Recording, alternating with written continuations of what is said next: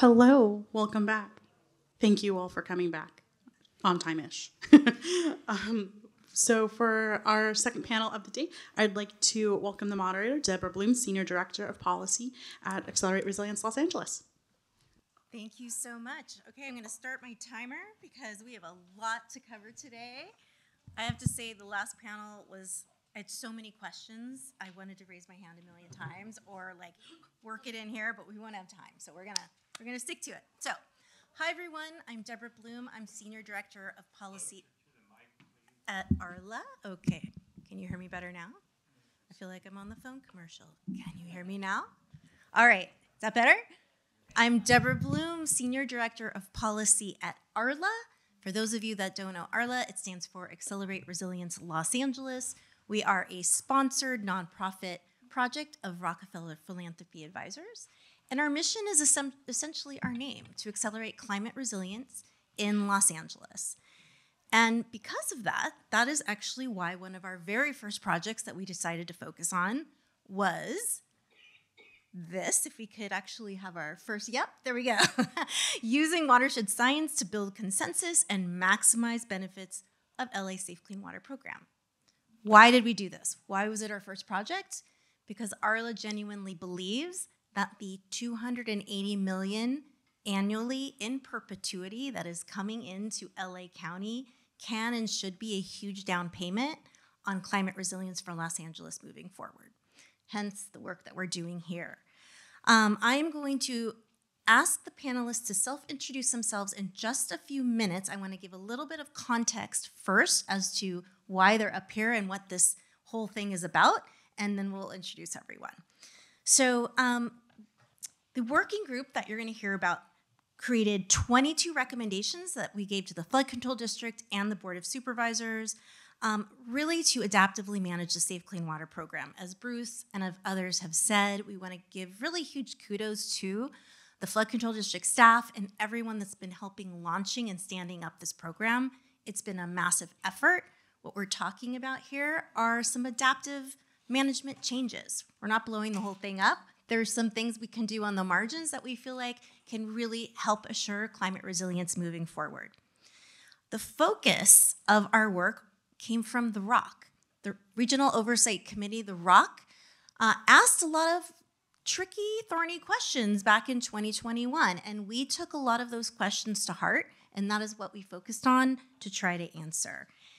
Now that the biennial review is here, honestly, we think that this is the best and last chance, really, to make substantive changes. And I say that not because there aren't more chances later, but because we know new funding sources are going to come on the horizon. This is the time to make the one we have now actually work as we would want it to work and as the taxpayers, I think, believed it would work. Next slide, please. Okay, so I believe most of you know there are 14 goals in the Safe Clean Water program. Sometimes it feels like those are a bit in competition. Some, like municipalities, might focus more on water quality, and I would not blame anyone for doing that. We are under huge MS4 compliance standards, and some, perhaps from EJ or environmental groups, might focus on the community investment benefits. Often what's happened is that I feel like these two types of categories of groups have been at odds with each other. And so what ARLA really wanted to do was bring these groups together, use data-backed modeling and science to be able to look at those thorny questions, build trust up amongst the working group members, and come up with recommendations that were really out-of-the-box solutions that hadn't been thought of before. And so that is what the working group did. Next slide, please. So the working group itself, there was just 6 of us. It was tiny, 3 from ARLA, Al Water LA, 3 municipal representatives, and you can see them here, all listed. I'm so glad that we have 3 of them here today. And just one more second before I have them introduce themselves, I wanted to just say that they were all selected for a very specific reason. They all had not only the input, the experience that we needed to sort of think out of the box, but also from the municipality point of view, their constituents that they reported out to covered 2/3 of LA's MS4 permittees. So we really felt that this was quite important. The effort took an entire year to complete. We were able to get to a very granular level to sort of test different scenarios.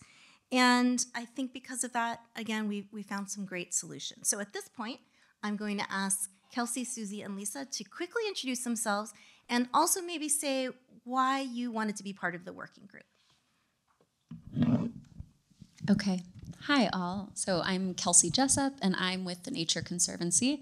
I'm really happy to be here with all of you and feel so honored to be up here with my fellow panelists and with Deborah, so thank you.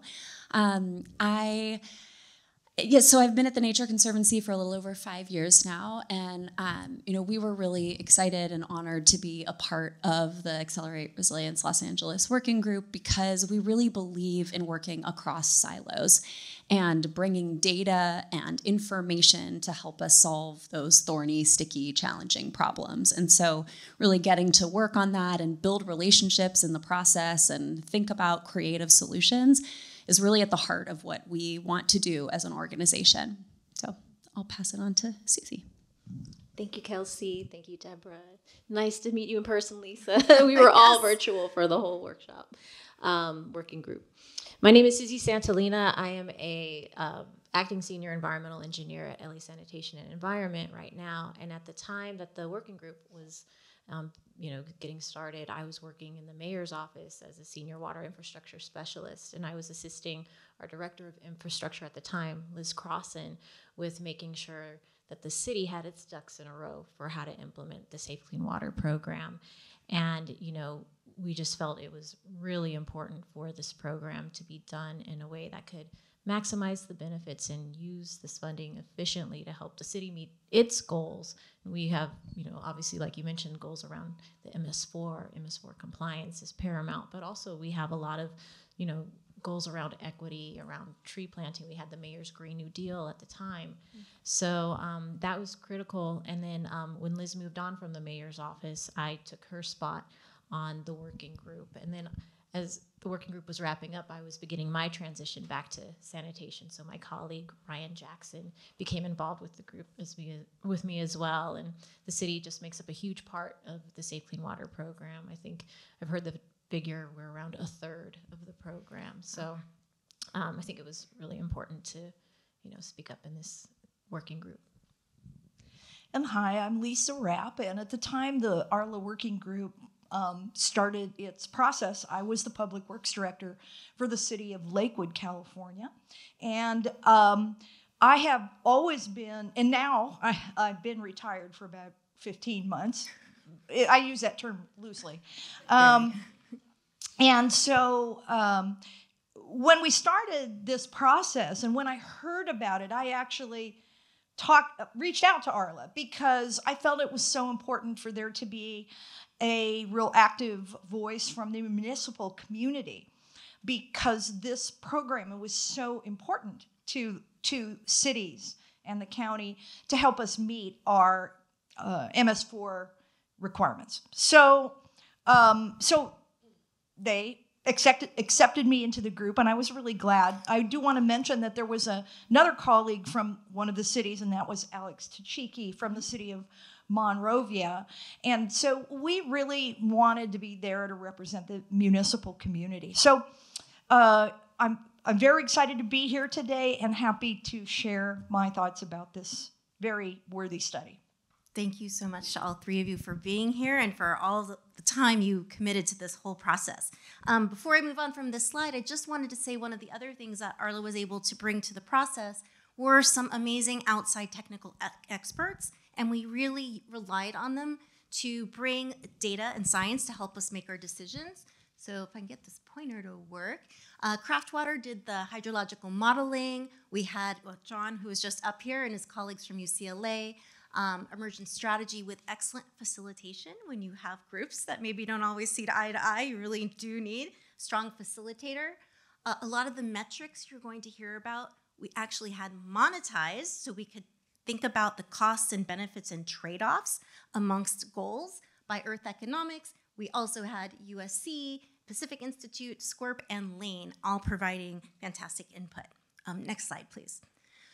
Really quickly, the working group process, we organized around 5 steps. First was, of those 14 goals, what did these 6 people really think were most important? So out of the 14, we created a hierarchy. And by the way, there is a report that lists all of this and several appendices on our website, which I'll repeat again at the end, but it's acceleratelA.org.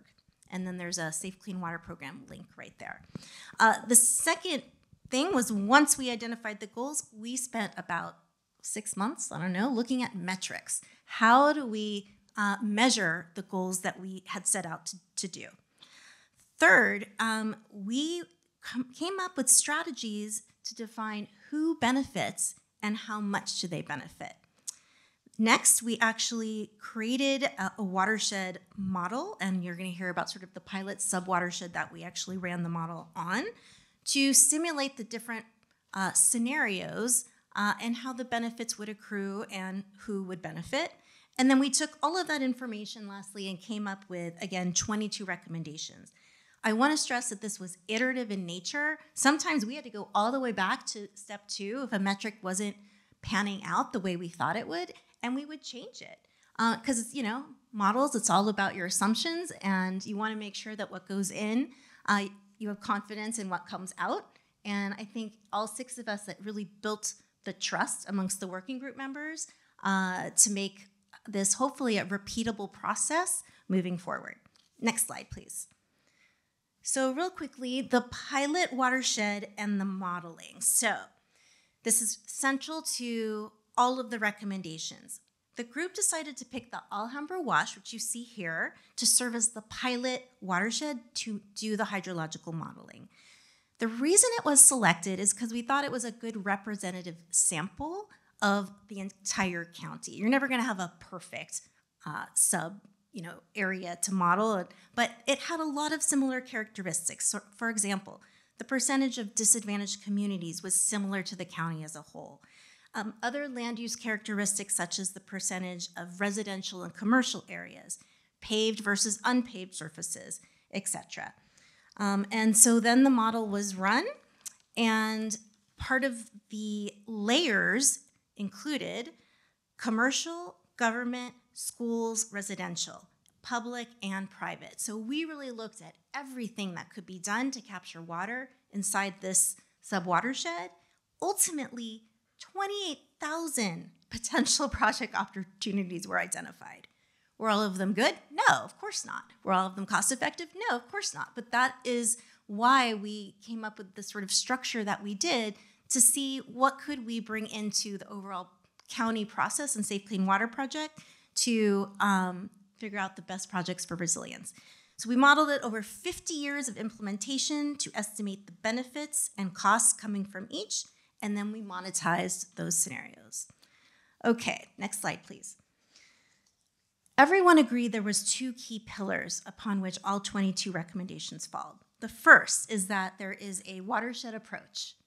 The Safe Clean Water Program, as is currently, as Bruce had alluded to, projects are scored independently of each other. They're not really connected. Everyone in the group decided that really can't be the way things are done. We need to know how things connect to each other. There's a cumulative impact when different projects are linked together. And it was important to consider the physical opportunities and constraints of each watershed. So you really need to take a watershed approach.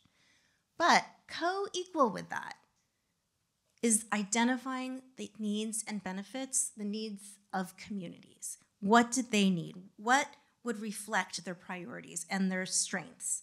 And so we took all of those concepts, and upon those, we put together the 22 recommendations.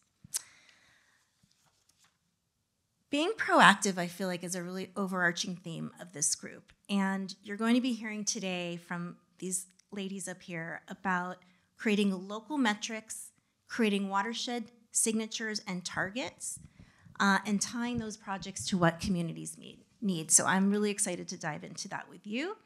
If you go to the next slide, this is the first of our recommendations. We're not going to go through all 22, don't worry.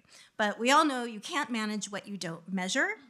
And so the working group came up with water quality goals, water supply goals, and community investment benefit goals and metrics, which you see here on the screen.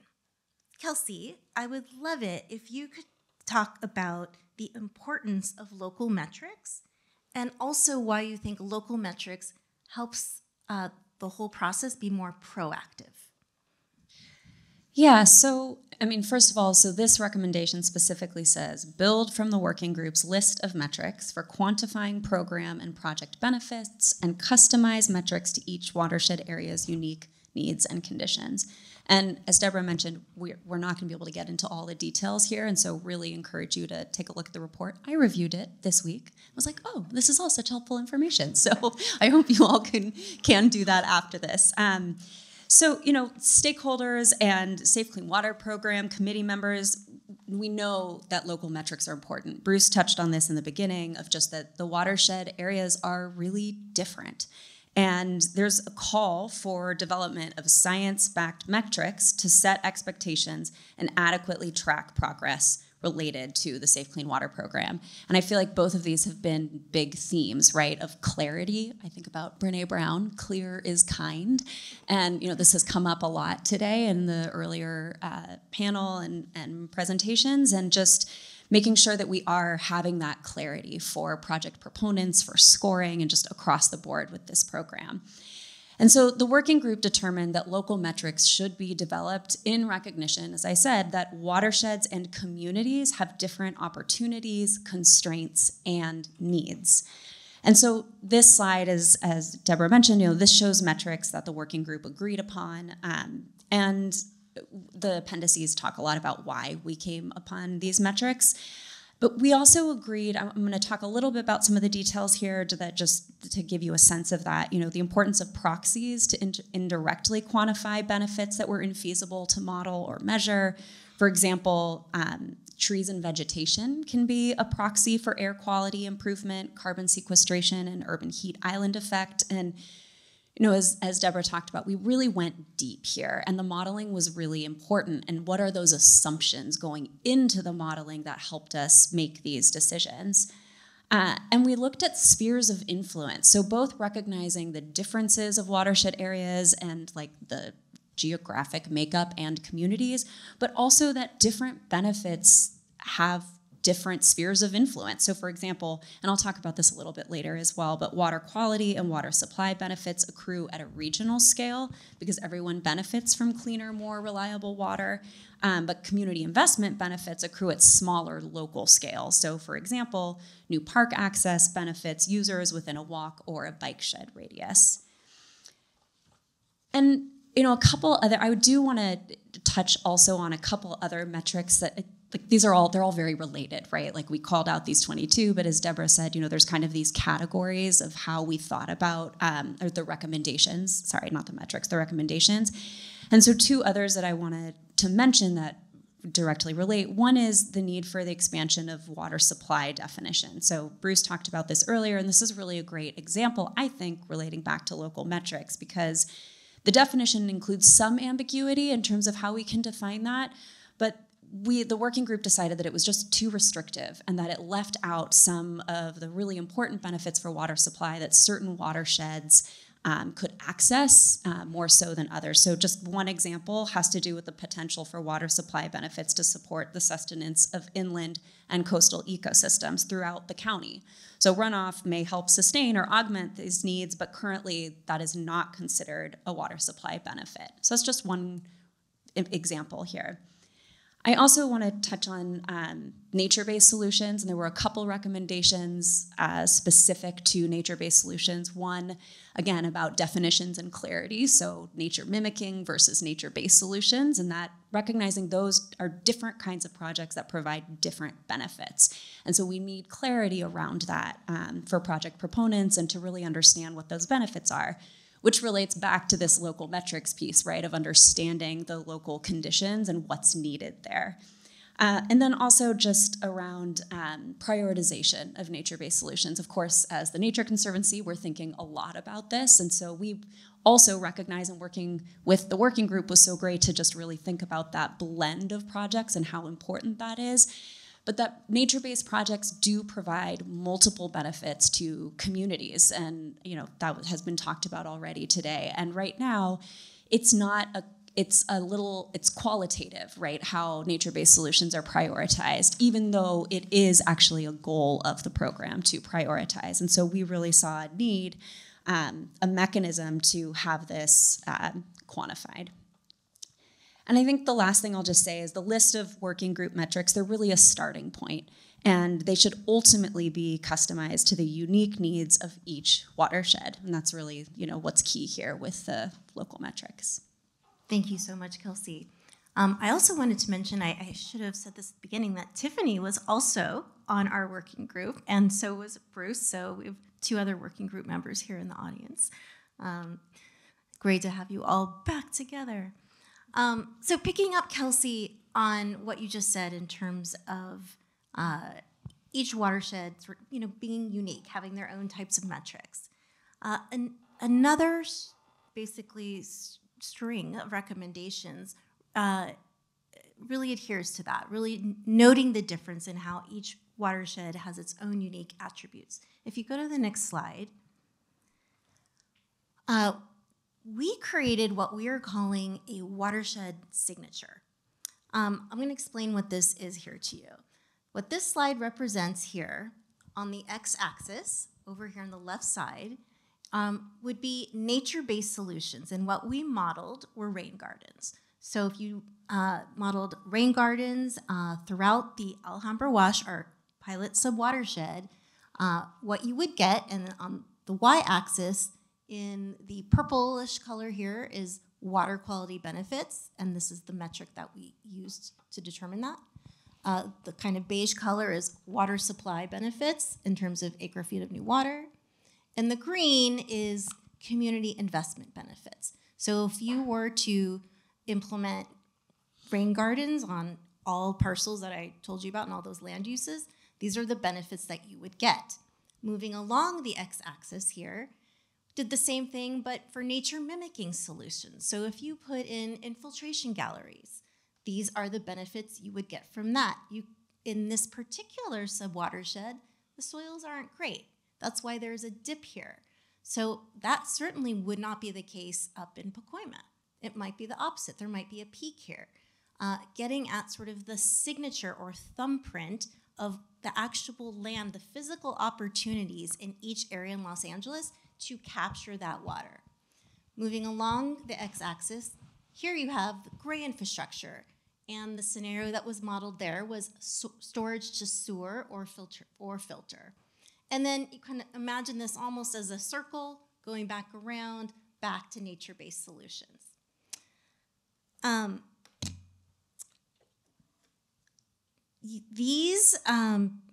Sorry, I'm looking at my notes because all gets kind of technical.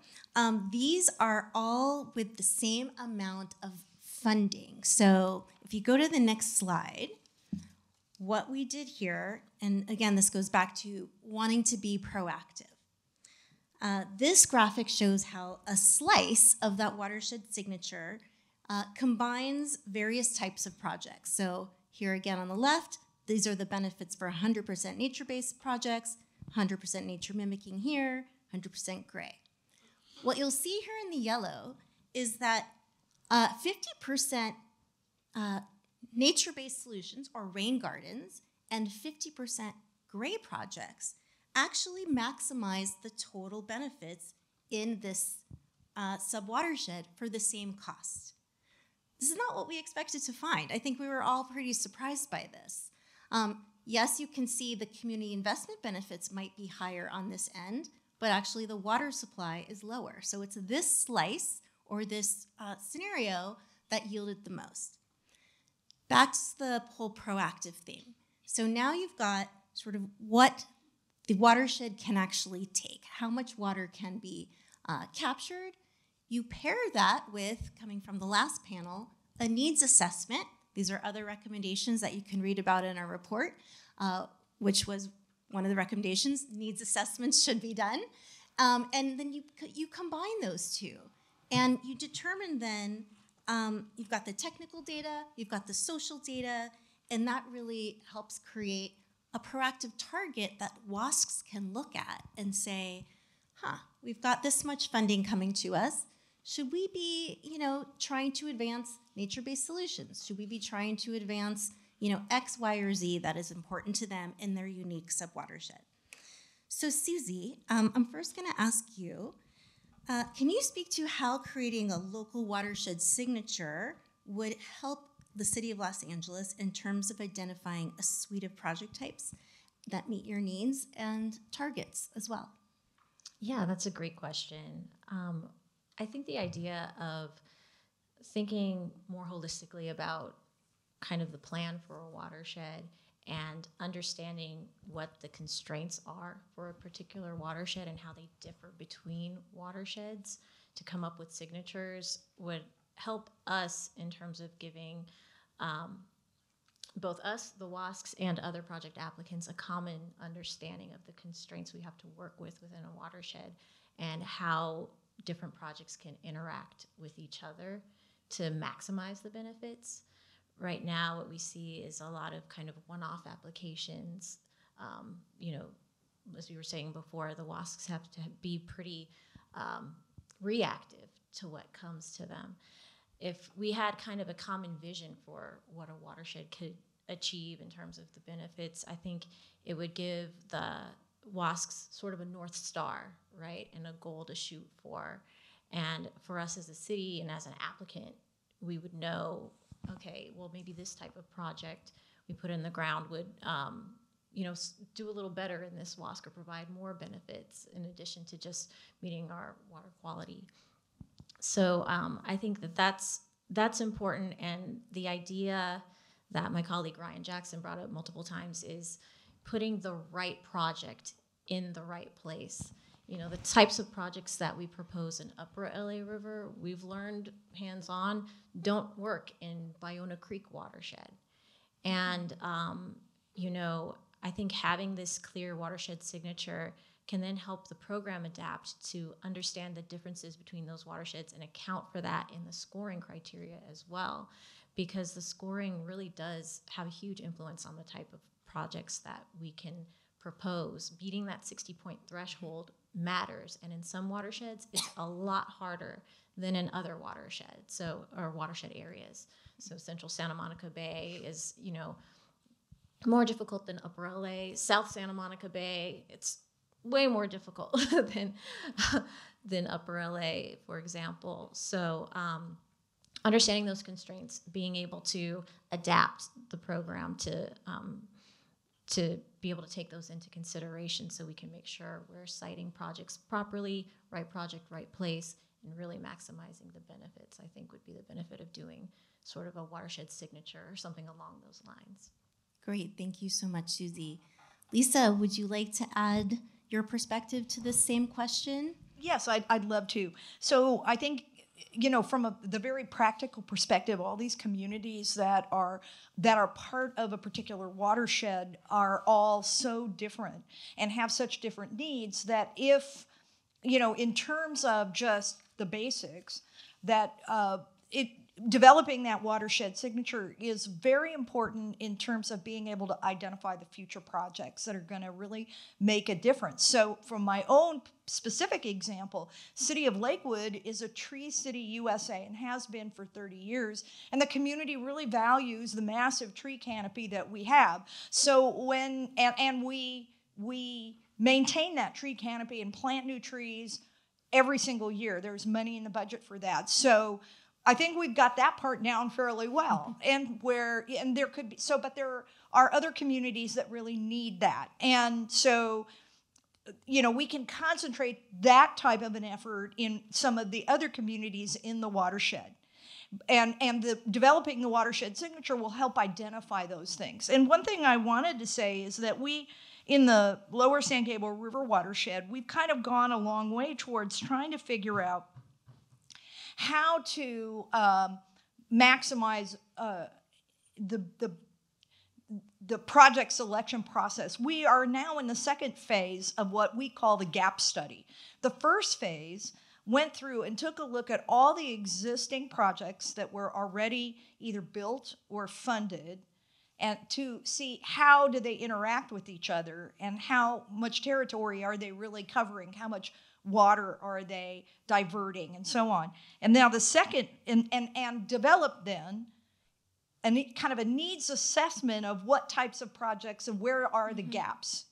And they've developed a list of 5 years worth of projects to address those needs in that watershed. And then we're now in a second phase of that study that's beginning to really take another look at rounding out the metrics to further assess the performance of those projects. And then also extend the time frame for how to fill in the gaps. And it speaks to the idea of developing a signature because it identifies where the needs are and possible projects to put before the community. Thank you. Great. Again, these are complicated topics. I really encourage all of you to take a look at the report. Again, accelerate.la.org and then Safe Clean Water Program link, because it's a lot to take in. Even this graph is hard to explain, to be honest. So please take a look. Okay, moving now to another topic that The Rock, it sounded like, was really struggling with to some extent, and that is disadvantaged community benefits. And it was a great panel earlier. As I mentioned, I wanted to throw my hand up there 100 different times. If you could please go to the next slide. We're going to talk about disadvantaged communities and a lot of the related issues in the Safe Clean Water Program. Before this project, I just want to note, there were a lot of hard stances and lines drawn in the sand between let's say municipalities and other groups and environmental and EJ groups about whether a project had to be in a disadvantaged community or out of a disadvantaged community to have benefits accrue. And I think the working group came up with quite an elegant solution to this, and I would, since I really don't want to talk anymore, I'm going to ask Kelsey to please explain this slide, and we'll talk about more of our recommendations. Thanks.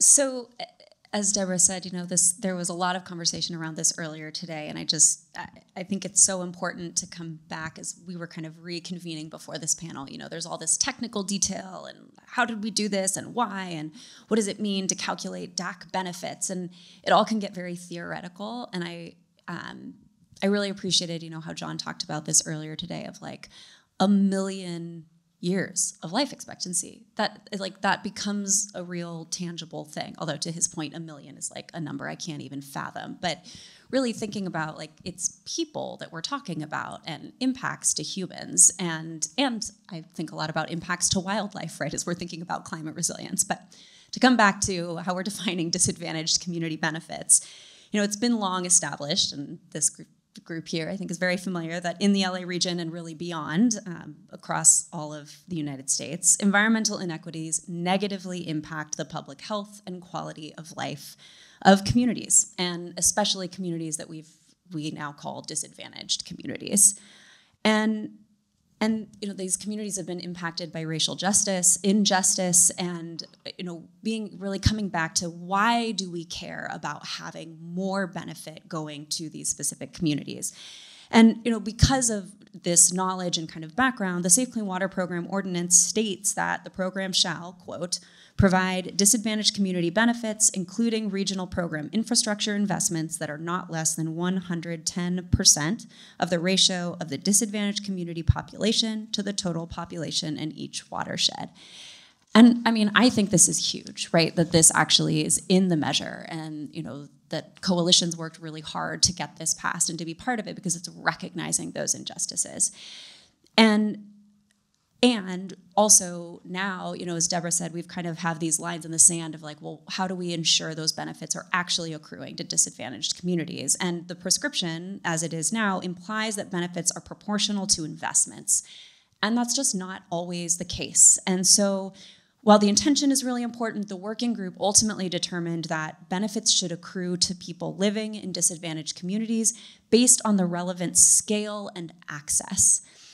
And this really meant thinking differently about whether projects must be located within a disadvantaged community. I mean, Our Water LA Coalition didn't always support this, but as we started testing it out, looking at the data, having examples, and really asking the question of how we provide the most benefit, that's how it really became clear that we had to shift our thinking.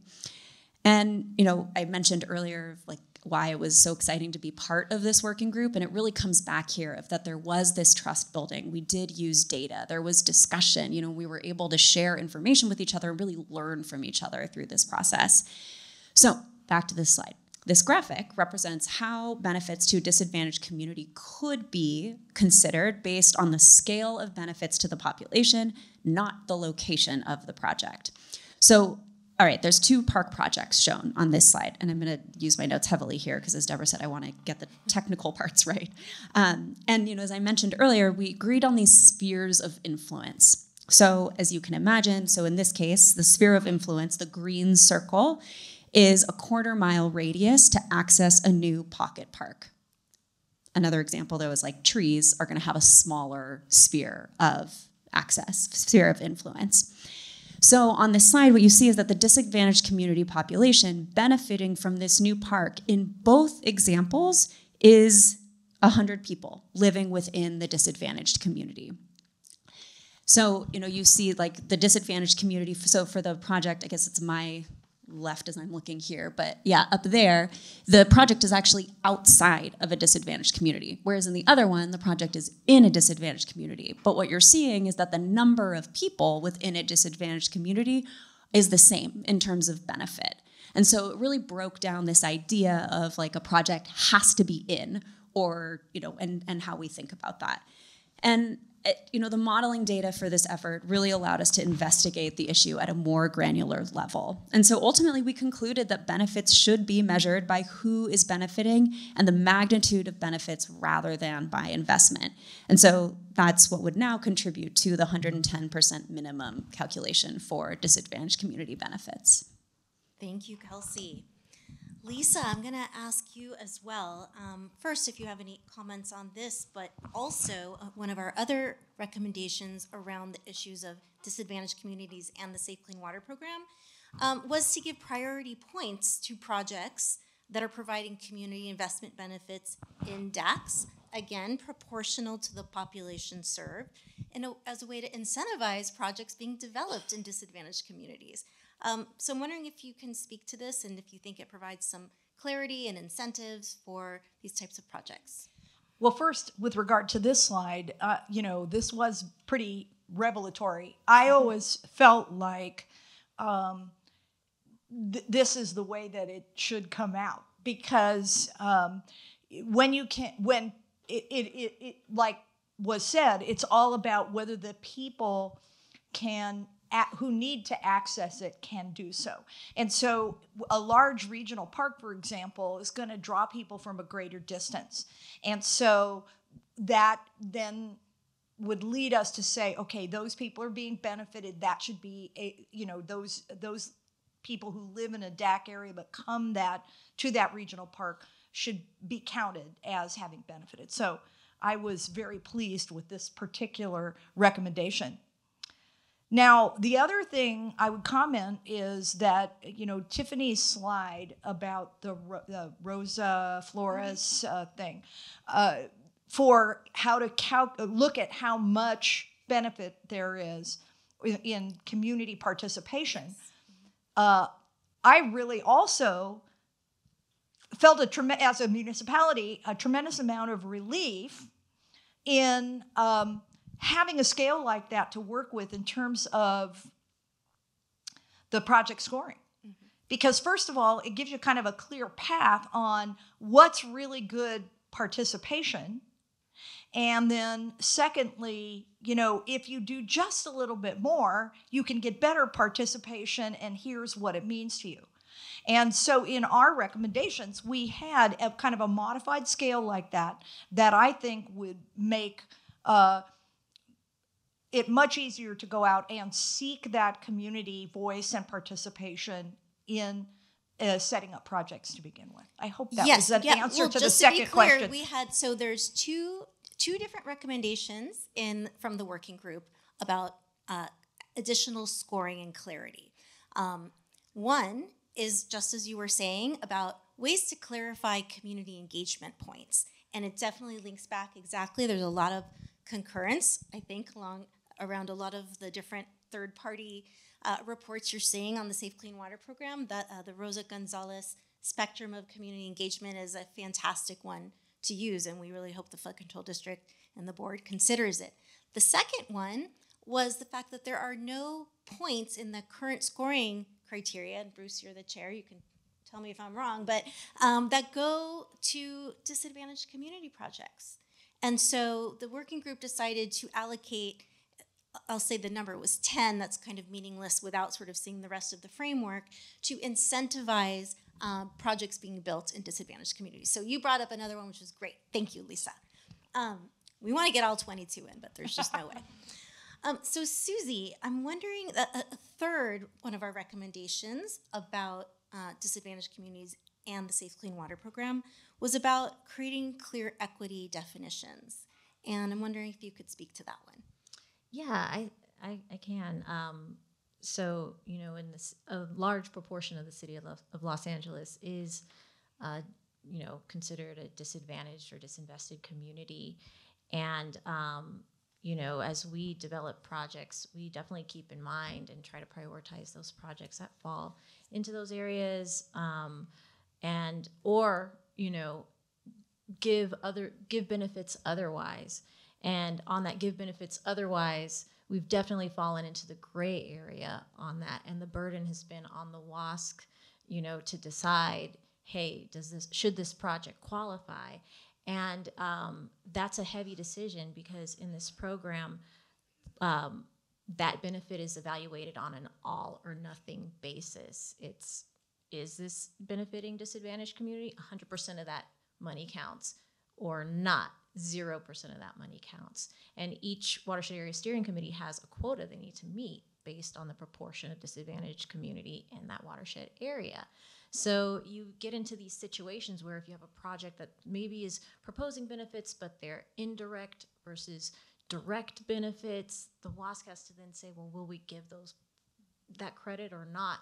I think it would be helpful to have points allotted to that to assist those projects in disadvantaged communities in meeting that 60-point threshold I mentioned, which, you know, some of those areas are the most urbanized, most impacted, most difficult to put, you know, new stormwater capture and green infrastructure projects in. So the way that the points kind of influence the types of projects we're seeing would kind of help skew it in that direction. And I think it would give the WASCs a little more of a, you know, another data point when they're making the decision about whether or not to issue those benefits. And, you know, I'll also just say the city ourselves, you know, we have a lot of initiatives around equity, and we have like a social equity index that our, you know, our CEO's office, our city administrative office is coming up with. You know, we have these different goals internally for that. It'd be nice if we can start to sort of match that internal work on equity with what we're seeing in this program too. And, you know, having that clarity might be a way to assist us in doing that. Agreed. And I also just want to note that the RD unit, the county's Anti-Racism, Diversity, and Inclusion unit, has developed 10 equity principles. And hopefully those can not only go to the Safe Clean Water Program, but throughout everything in the county. And it'd be great to see if some of the municipalities could adopt those as well, potentially, so everyone is speaking from the same page. Okay, well, I think we have time to do a lightning round of questions, and then we can see if there's any from the audience, if you guys are up for it. So, quick lightning round. I guess I would say, can you explain in your own words why you think this process, separate than the recommendations, was useful? And are there any elements of this process that you would recommend the Safe Clean Water Program embed within the Safe Clean Water Program, or scale in some type of way? Who wants to go first? Susie? Yeah, Okay. I'll take a shot at this one. Great. I think this process was useful because it brought together a smaller group from often differing sides of the issue and kind of forced us to build consensus by showing us data. Like, we had scientific data that, what we had all, agreed on. And when you're starting from the base of common facts, it becomes a lot easier to talk about the important things, right? And so the fact that we had a pilot watershed to start with, and that we had kind of, used this modeling to demonstrate that, I think helped us, see eye to eye on a lot of the issues that we discussed as a group. So I think bringing that into this program, that idea of how can modeling and, building those metrics, like how can that directly benefit both the committees who decide how to fund projects and the applicants who apply, so that we all can kind of start to see eye to eye on things. I think that's a clear benefit. And one idea on how we might do that is further utilizing the spatial data library of the Safe Clean Water program. That's a tool that Stantec put on the website, where you can go, you can turn on and off layers and everything, but it gives you a common map that people can look at to see, spatially what's going on. Maybe like making that more robust and building that out a bit could be something supported by that modeling, that data, supported by that consensus building. So that's great. Thank you, Susie. Yeah. So just one thing to build on that, and I very much agree, is around the assumptions being made going into the modeling. That's a key part, right? Like, I'm not a modeler, but like when you're looking at the models and you're sort of taking the data and like the information, really understanding what is going into that. What are those assumptions that we've made to get there? And we went back and forth a lot. And actually, we made assumptions, we'd look at modeling, and then every now and then someone would be like, wait a second, what was that assumption that we made? And we'd go back and say, actually, I don't think we all agree on. Maybe we need to change what that assumption is that's actually going into the modeling. And so I think really getting into those details and all understanding what those elements are, like really each piece of it really matters, because then it results in the outcomes that you're seeing and then ultimately the decision making. And the only other thing I would add is just, I really appreciated both the like data-driven piece and all of us agreeing, but also some time for just like getting to know each other a little bit and relationship building. And I think that this is so important for everything that we do. We talk about it a lot maybe in like community engagement and moving at the speed of trust, but it's not like we're all human beings, and we actually all need to do this to be able to work really well together. We're all in it together. We're all facing the climate crisis together. And so where we can do that and build that is really important, and seeing each other as humans and not just, well, you're with the city or you're with the whatever organization you are. And so I really appreciated that was brought in at least a little bit into this process, and I hope to see more of that going forward.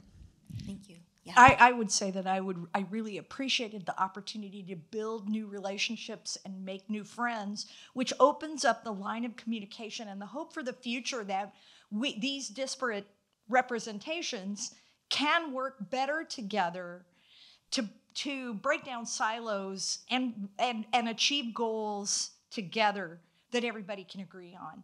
And so I went into it with some very, with 40 years of experience in dealing with stormwater from its infancy and the pressure of knowing that compliance was the most important thing.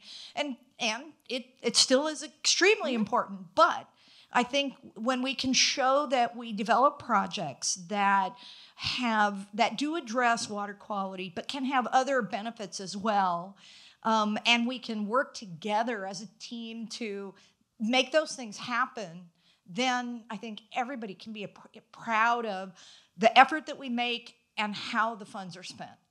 Because more than anything, I want to see the money in the Safe Clean Water program really work to achieve the goals of better water quality in stormwater, improve water supply, and benefits to all aspects of the community. Thank you so much, Lisa. Do we have 1 minute left? What do you think? Oh, right at the end. Okay, well, just one note. First of all, thank you to the panelists so much for being here, and on the working group. So the other working group members, thank you for participating. I just want to note, on the way in, I heard on the radio that We are on track for this month to be the hottest month in 126,000 years. So these community investment benefits that we're talking about, urban canopy, providing shade, all of the stormwater capture and the multiple benefits, these are no joke. We are facing the reality now, and I want to thank the Flood Control District and the board for continuing to move this program forward. We hope you take these recommendations in that spirit, that we're just improving an already great program. So thank you very much.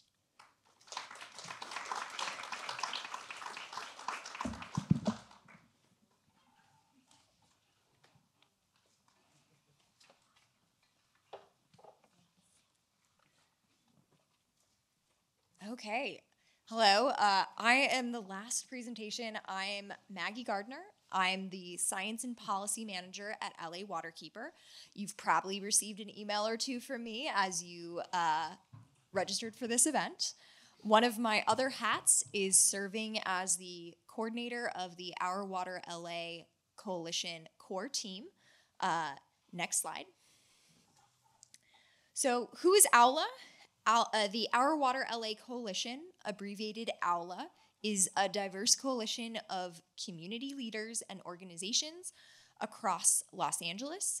ARLA was integral during the Measure W campaign, and that ultimately resulted in the Safe Clean Water program.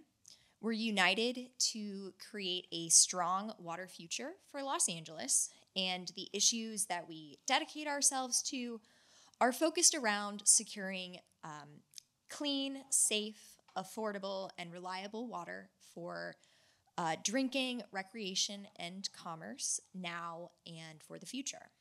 With our history on Measure W, we have stayed very engaged in the Safe Clean Water program, and we're committed to seeing prioritization of projects that achieve Safe Clean Water program objectives of water quality, water supply, nature-based solutions, and community investments. Next slide. ARLA has reviewed the recommendations from the ARLA Working Group, SCOPE, LA Waterkeeper, UCLA Luskin Center for Innovation and Stantec, and the Scoring Committee, as well as our own historic stances and recommendations. We identified where recommendations overlapped and made an effort to consolidate and condense the recurring recommendations into the following summarized recommendations that I'll be presenting on. We are hoping that this summary helps provide a little bit of unification across these reports. Next slide. Our recommendations have been broken into categories. Our first category is water quality.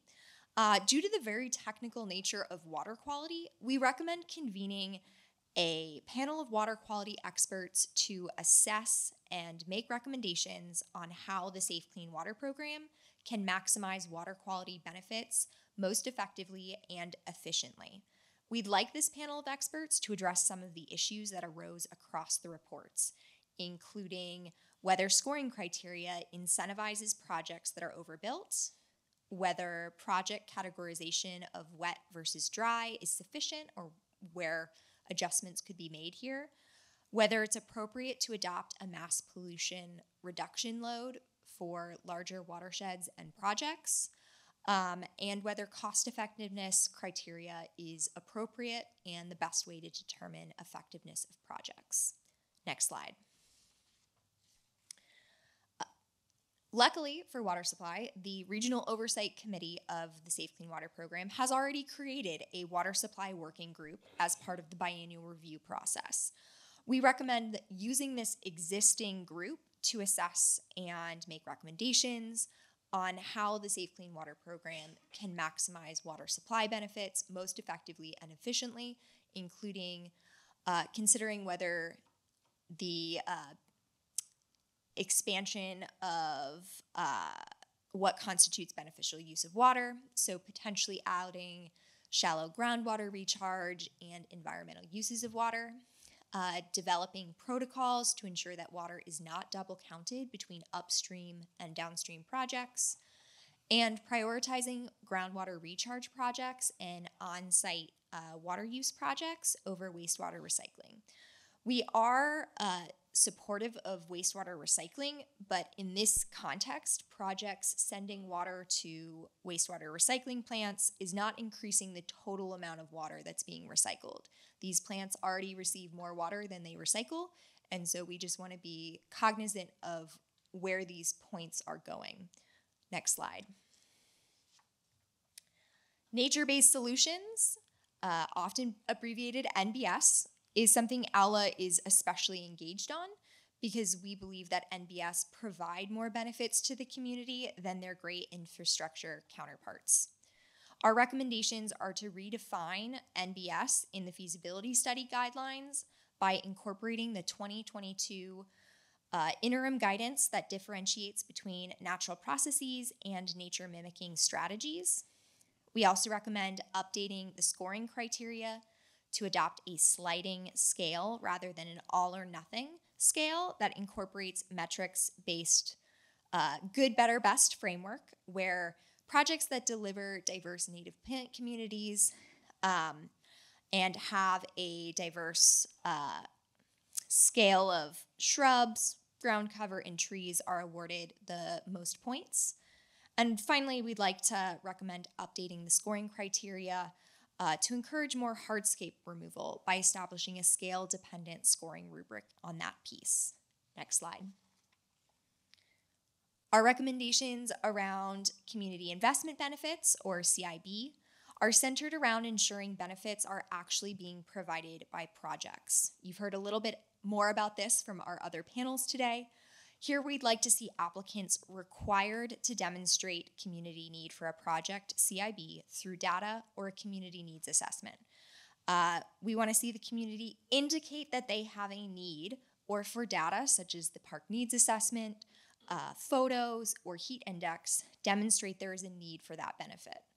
We'd like the current yes-no system replaced with clear metrics for community benefits on the scoring criteria, along with minimum thresholds for which projects can score points. Finally, the program should embark on an ongoing community needs assessment as part of the outreach program and build out an easily accessible portal to continuously track this. Next slide. Within disadvantaged communities, DACs, our recommendations are to provide a clear definition of what DAC benefiting includes that is grounded in strong community investment benefits, community engagement, and displacement avoidance strategies and standards. We'd like to see the ARLA Working Group recommendation around DAC benefits proportionality. We would like to see that adopted for project scoring and for what actually constitutes benefiting a DAC, that scale. We'd like to incorporate a DAC mapping platform into the application portal that includes socioeconomic data and environmental challenges to help identify priority sites for disadvantaged communities and severely disadvantaged communities. And we also want to require applicants to clearly demonstrate indirect displacement avoidance strategies. Next slide. Our community engagement recommendations are intended to ensure there is meaningful and robust community engagement as part of the Safe Clean Water program. We'd like to see scoring for community engagement updated and clarified so that expectations and standards are clear. We'd like to recommend using Rosa Gonzalez and that framework that Tiffany presented on as a guide. We'd like to see minimum requirements set for eligibility that consult level on that spectrum of community engagement to ownership, and increase points based on projects that are doing more than that, hitting the involve, the collaborate, the defer to when they're working with communities.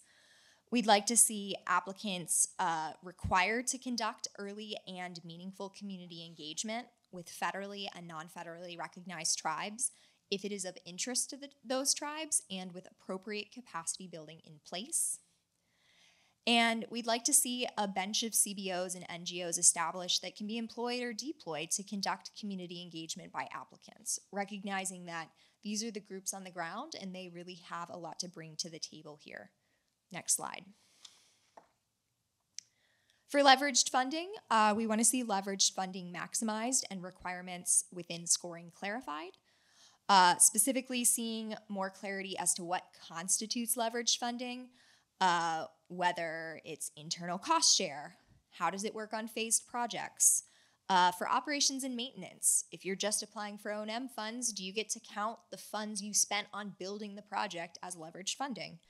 How certain is your leveraged funding, and can staff time count? We'd like to see a graduated sliding scale established to award points for leveraged funding, similar to the water supply pilot currently being used for round 5.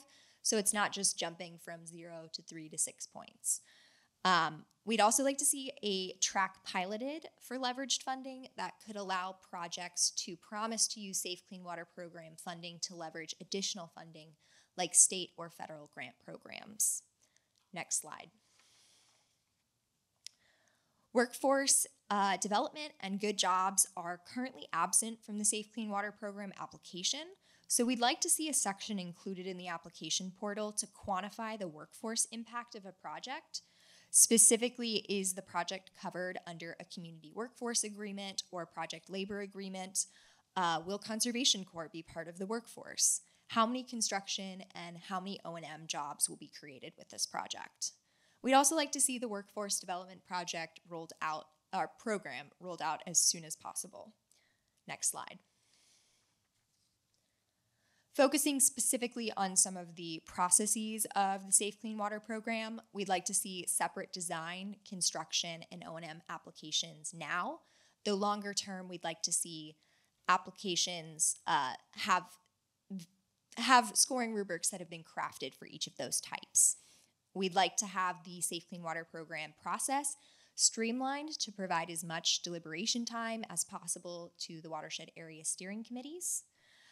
We'd like the ROC empowered to have appropriate oversight during SIP reviews, and some of this can go back to streamlining as well so that they have enough time if they have concerns to send it back.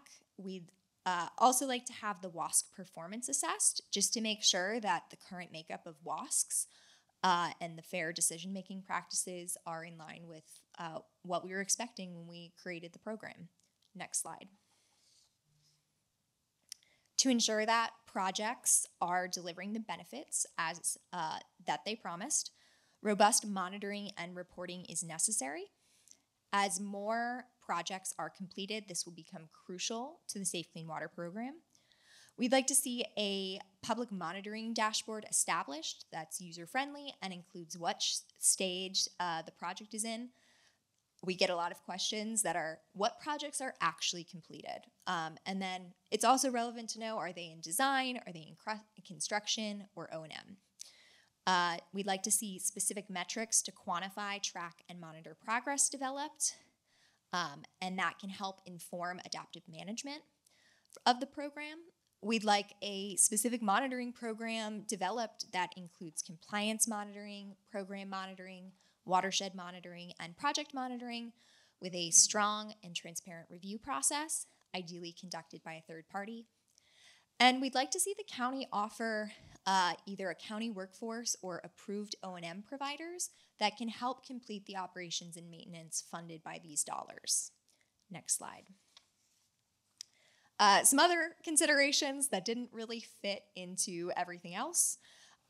We want to see the potential of parcel-based program like residential retrofit explored, especially looking at direct install for equity purposes, potentially even having some pilot projects to see if we can encourage the use of local return funds for this. We'd like to explore and pursue some strategies to get school districts more effectively engaged with the Safe Clean Water Program. And we'd like to explore any other strategies that will accelerate replacement of hardscape with green space, especially in park-poor communities. Next slide. We do think there are a few more assessments needed. We've given a brief overview of 4 today, but we'd like to also see some assessments on the municipal program, the scientific studies and TRP programs, and also the district program. Understanding where these programs, where they are and how they're doing can help us figure out where there's room for improvement and can help inform adaptive management. Next slide.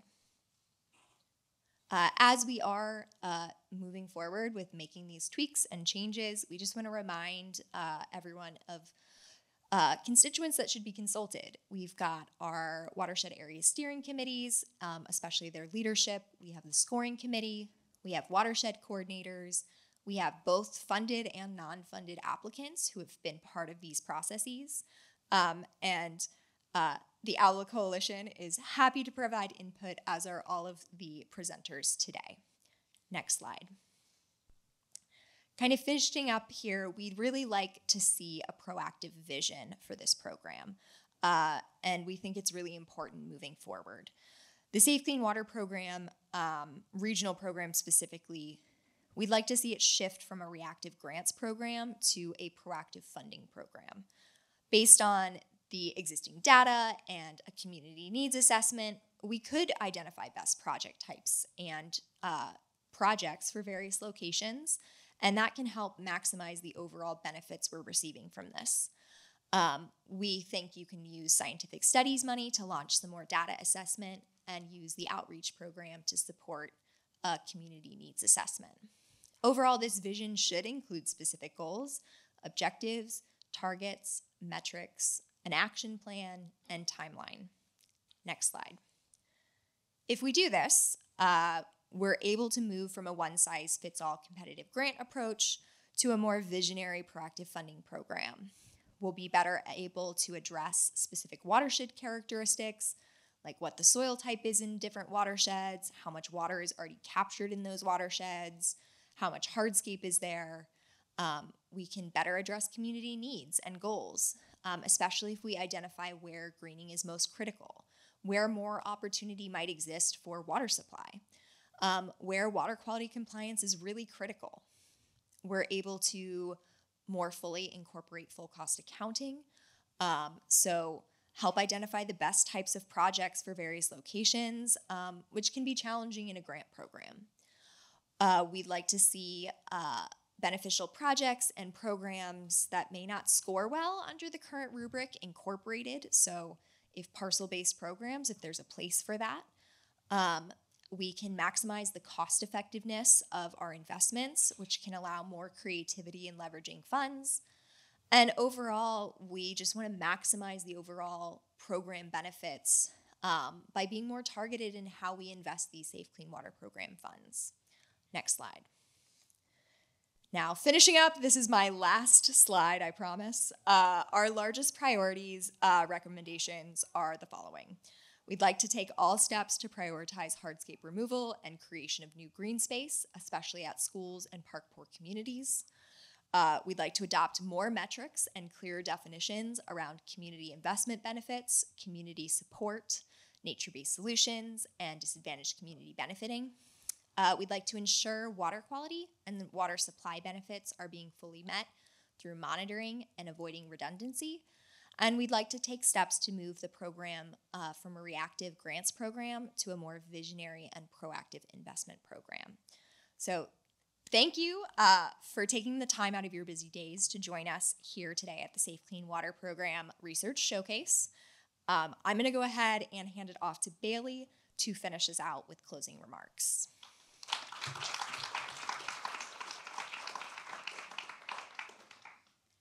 Thank you, everyone, again for joining us here today. With a wet of a year as we've had today, the Safe Clean Water Program is front of mind for many of us here in LA County, resulting in city and county level actions looking to improve upon our existing program and how municipalities engage. I want to thank the LA Waterkeeper team for putting this on together. Woohoo, thanks team. I also want to invite you all to really take the recommendations that we had to mind today. The Regional Oversight Committee meeting is on August 31st, so now is the time to let the ROC and the County Board of Supervisors know what you think about the Safe Clean Water Program. I also want to invite you to sign up for our Surge email newsletter to stay on top of all of our water news. And I'm also personally inviting you all to our river cleanup this Saturday at North Atwater Park at 9 a.m. Thank you all and have a great rest of your day.